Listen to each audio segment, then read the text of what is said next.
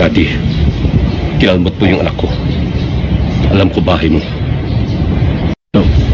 Kati, kinalmot mo yung anak ko. Alam ko bahay mo. Lucky, si ate dito, nanay ni Lucky, ni Luis. Balita ko, panay daw ang kalmot mo sa anak ko. Alam mo, mula pa ng maliit yan, hindi ko nasaktan yan. Kahit pa